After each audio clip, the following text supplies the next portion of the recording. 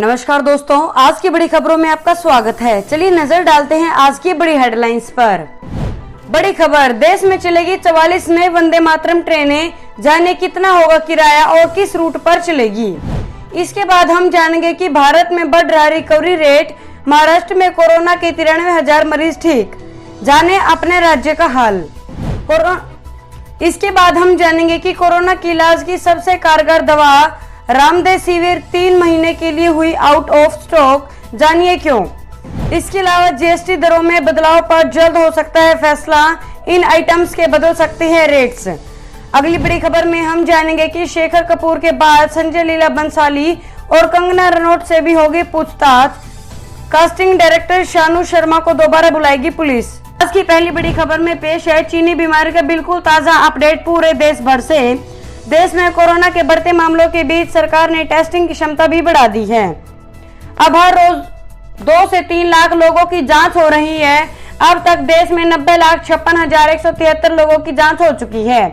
राहत की बात है कि इनमें 6.70% यानी 6,06,938 लोगों की रिपोर्ट ही पॉजिटिव आई, बाकी सबकी रिपोर्ट नेगेटिव निकली।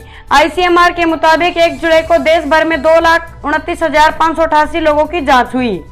उधर केंद्रीय पर्यटन और संस्कृति मंत्री प्रहलाद पटेल ने कहा कि 6 जुलाई से देश भर के ऐतिहासिक धरोहरें म्यूजियम दर्शकों के लिए खोल दी जाएगी। आर्कियोलॉजिकल सर्वे ऑफ इंडिया यानी एएसआई के साथ बैठक में यह फैसला लिया गया। तय हुआ कि इसके लिए एक डिटेल गाइडलाइन भी जारी की जाएगी। ऐतिहासिक धरोहरों में ताजमहल, मेहरानगढ़ का किला, कुतुब मीनार, आगरा का किला, चित्तौड़गढ़ का किला, लाल किला आदि शामिल है। चलिए बढ़ते हैं अगली खबर की तरफ। संस्कृति मंत्री ने कहा, देश में 6 जुलाई से खुलेंगे सभी स्मारक, सुरक्षा का रखना होगा ध्यान। देश में कोरोना वायरस का कहर जारी है। भारत में अब तक इस वैश्विक महामारी से 6,04,000 लोग संक्रमित हो चुके हैं, जबकि 17,834 लोग अपनी जान गंवा चुके हैं। कोविड-19 के कहर के बीच लॉकडाउन के कारण रुकी आर्थिक गतिविधियों को भी पटरी पर लाने की कोशिशें की जा रही है। ऐसे में संस्कृति मंत्री ने गुरुवार को घोषणा की कि देश में एएसआई द्वारा संरक्षित सभी स्मारक 6 जुलाई से खोले जाएंगे। संस्कृति मंत्री प्रहलाद सिंह पटेल ने ट्वीट किया कि उन्हें एएसआई के साथ फैसला लिया है कि देश में सभी स्मारक पूरी सुरक्षा के साथ 6 जुलाई से खोले जाएंगे। पटेल ने इस संबंध में अपने आधिकारिक ट्विटर हैंडल से ट्वीट भी किया। चलिए जानते हैं अगली बड़ी खबर। भारत में बढ़ रहा रिकवरी रेट, महाराष्ट्र में कोरोना के 93,000 मरीज ठीक, जाने अपने राज्य का हाल। भारत में कोविड-19 के मरीजों की संख्या 6 लाख के आंकड़े को पूरा कर चुकी है। जून महीने में कोरोना मरीजों की संख्या में बहुत तेजी के साथ इजाफा हुआ है, लेकिन इन सब के बीच एक आशा की किरण भी है। दरअसल भारत में कोविड-19 से ठीक होने का रिकवरी रेट अब 60% के पास पहुंच गया है। केंद्रीय स्वास्थ्य मंत्रालय के मुताबिक बीते 24 घंटे के दौरान देश में 11,881 मरीज कोरोना को हराकर स्वस्थ हुए हैं और इसी के साथ भारत में स्वस्थ हुए कोरोना मरीजों की संख्या 3,59,859 हो चुकी है। भारत में कोविड-19 का रिकवरी रेट 59.52% हो गया है। अब भारत में कोरोना के कुल एक्टिव केस 2,26,947 ही है। बात करेंगे आज की अगली बड़ी खबर की। बड़ी खबर, देश में चलेगी 44 नई वंदे मातरम ट्रेनें, जानिए कितना होगा किराया और किस रूट पर चलेगी। अब दिल्ली से मुंबई और कोलकाता ओवरनाइट यात्रा पहुंचा जा सकेगा। भारतीय रेलवे 44 नए वंदे भारत ट्रेनों जल्द शुरू करेगा। रेलवे बोर्ड के चेयरमैन वीके यादव ने एक प्रेस कॉन्फ्रेंस में कहा, 44 नए वंदे भारत ट्रेनों के लिए जुलाई में टेंडर जारी होगा। उन्होंने कहा, दिल्ली मुंबई और दिल्ली कोलकाता के बीच यात्रा को ओवरनाइट जर्नी में तब्दील करना चाहते हैं, इसलिए टेक्नोलॉजी के जरिए स्पीड बढ़ाने पर फोकस किया जा रहा है। रेलवे बोर्ड के चेयरमैन ने कहा, प्राइवेट कंपनियों को फिक्स्ड हॉलेज चार्ज देना होगा। साथ ही प्राइवेट कंपनी नीलामी के दौरान कुल कमाई में ज्यादा हिस्सा रेलवे को देगी, उसे प्राथमिकता दी जाएगी। 95% पंक्चुअलिटी फॉलो न करने पर प्राइवेट कंपनी पर जुर्माना लगाया जाएगा। ड्राइवर्स और गार्ड्स भारतीय रेलवे के ही होंगे। चलिए जानते हैं अगली बड़ी खबर। कोरोना के इलाज की सबसे कारगर दवा रेमडेसिविर 3 महीने के लिए हुई आउट ऑफ स्टॉक, जानिए क्यों। कोरोना के इलाज की संभावित रेमडेसिविर 3 माह के लिए आउट ऑफ स्टॉक हो चुकी है। इसका कारण है अमेरिकी सरकार ने इस दवा का लगभग पूरा स्टॉक खरीद लिया है। इस दवा ने संक्रमित लोगों पर ट्रायल्स में रेमडेसिविर ने सकारात्मक परिणाम दिए हैं। रेमडेसिविर को अमेरिका की ग्लाइड साइंसेज इंक ने बनाया है। कंपनी ने दवा के 5 लाख ट्रीटमेंट कोर्स के लिए US health and human services के साथ एक सौदा किया है। बात करेंगे आज की अगली बड़ी खबर की। जीएसटी दरों में बदलाव पर जल्द हो सकता है फैसला, इन आइटम्स के बदल सकते हैं रेट्स। जीएसटी वसूली में सुधार आने के बाद एक बार फिर से जीएसटी की दरों और स्लैब में बदलाव के लेकर चर्चा शुरू हो गई है। सूत्रों के मुताबिक अगली जीएसटी काउंसिल की होने वाली बैठक में मौजूदा जीएसटी के रेट्स और स्लैब इनके रेशनलाइजेशन पर चर्चा हो सकती है। खासतौर पर जीएसटी के वो आइटम जिन पर इन्वर्टेड ड्यूटी स्ट्रक्चर की दिक्कत है, उन पर जीएसटी की दरों में बदलाव करना जरूरी है। सरकार का मानना है कि इससे करीब सालाना 20,000 करोड़ रुपए का नुकसान होता है। साथ ही देश के मैन्युफैक्चरर्स को इससे काफी परेशानी भी होती है। बात करेंगे आज की अगली बड़ी खबर की। क्या कोरोना के इस संकट में केंद्र सरकार हर नागरिक को 2,000 रुपए दे रही है? जानिए सच्चाई। इंस्टेंट मैसेजिंग सर्विसेज व्हाट्सएप पर लगातार फॉरवर्ड किए जा रहे एक मैसेज में दावा किया गया है कि केंद्र सरकार ने मौजूदा महामारी को देखते हुए हर एक नागरिक को 2,000 रुपए देने का ऐलान किया है। इस मैसेज में एक वेबसाइट का लिंक भी दिया गया है। मैसेज में कहा जा रहा है कि इस रकम को क्लेम करने के लिए दिए गए लिंक पर क्लिक करना होगा। ऐसे में आपके लिए जानना जरूरी है कि आखिर इस मैसेज की असली सच्चाई क्या है। क्या सच में सरकार लोगों को 2,000 रुपए दे रही है? मैसेज में क्या लिखा है? इस पूरे मैसेज में लिखा है, केंद्र सरकार ने अंततः सभी नागरिकों के लिए 2,000 रुपए जारी करने के लिए एक फंड को मंजूरी दे दी है। नीचे एक लिंक है जिस पर आप क्लिक कर अपनी राशि क्लेम कर सकते हैं। चलिए जानते हैं अगली बड़ी खबर।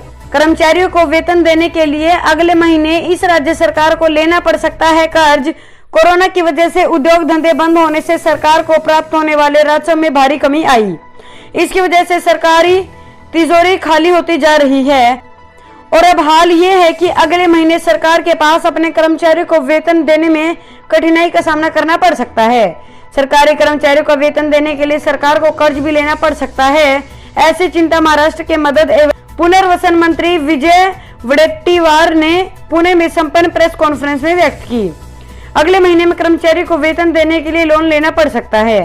प्रेस कॉन्फ्रेंस में बोलते हुए वडेट्टीवार ने कहा है कि कोरोना के कारण सरकारी राजस्व में कमी आई है। चलिए जानते हैं अगली बड़ी खबर। महंगाई से बेहाल पाकिस्तान में अब सोने की कीमतों ने तोड़े सभी रिकॉर्ड। पहली बार 1 लाख के पार पहुंचे दाम। महंगाई से बेहाल पाकिस्तान में सोने की कीमतें अब तक के सबसे उच्चतम स्तर पर पहुंच गई है। पाकिस्तान के अखबार डॉन के मुताबिक गुरुवार को घरेलू बाजार में सोने की कीमतें 105,200 रुपए प्रति तोला हो गई है। इससे पहले 24 जून को भी सोने की कीमतें रिकॉर्ड स्तर पर 105,100 रुपए प्रति तोला पर पहुंच गई थी। ASSJA के प्रेसिडेंट हाजी हारून रशीद चंद कहते हैं कि अब पाकिस्तान में सोना खरीदना आम आदमी के बस से बाहर हो चुका है, क्योंकि आम आदमी के लिए रोजाना के खर्चों को उठाना ही मुश्किल हो रहा है। वहीं पाकिस्तान की स्थिति को लेकर जारी अनिश्चितता के चलते विदेशों से इन्वेस्टमेंट नहीं आ रहा है। क्यों महंगा हो रहा है सोना? कोरोना वायरस की वजह से अंतर्राष्ट्रीय स्तर पर बढ़ रही कीमतों का असर घरेलू बाजार पर दिख रहा है। ऐसे में पाकिस्तान के जेम्स एंड ज्वेलरी सेक्टर को बड़ा नुकसान हो रहा है। साथ ही अंतर्राष्ट्रीय स्तर पर उनके पुराने ऑर्डर्स की पेमेंट भी फंस गई है। All Pakistan James jewellers traders and exports association के अध्यक्ष मोहम्मद अख्तर खान टेसोरी ने वाणिज्य मंत्रालय को सूचित किया है कि 120 दिनों के भीतर देश से निर्यात होने वाली ज्वेलरी की पेमेंट मिलनी चाहिए। अगली बड़ी खबर।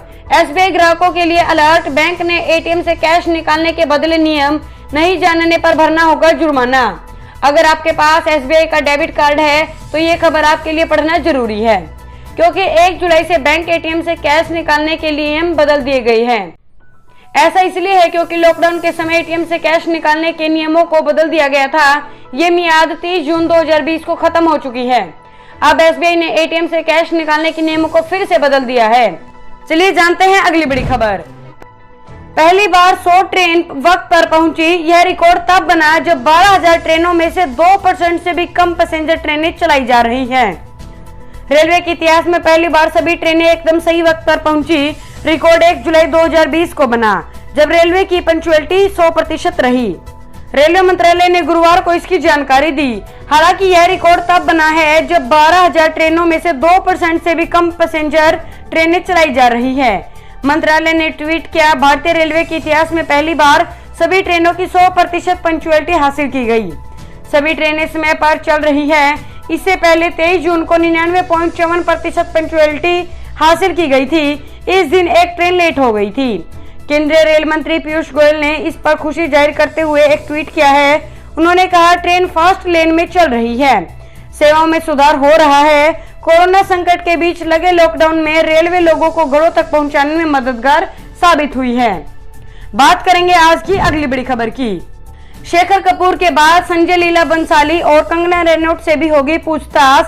कास्टिंग डायरेक्टर शानू शर्मा को दोबारा बुलाएगी पुलिस। सुशांत सिंह राजपूत की पोस्टमार्टम और विसरा रिपोर्ट आ चुकी है। इसमें उनकी आत्महत्या करने की पुष्टि की गई है, लेकिन पुलिस की जांच अभी भी जारी है। शेखर कपूर के बाद पुलिस संजय लीला बंसाली, कंगना रनौत से भी पूछताछ कर रही है, लेकिन पुलिस की जांच अभी भी जारी है। शेखर कपूर के बाद पुलिस संजय लीला बंसाली और कंगना रनौत से भी पूछताछ कर सकती है।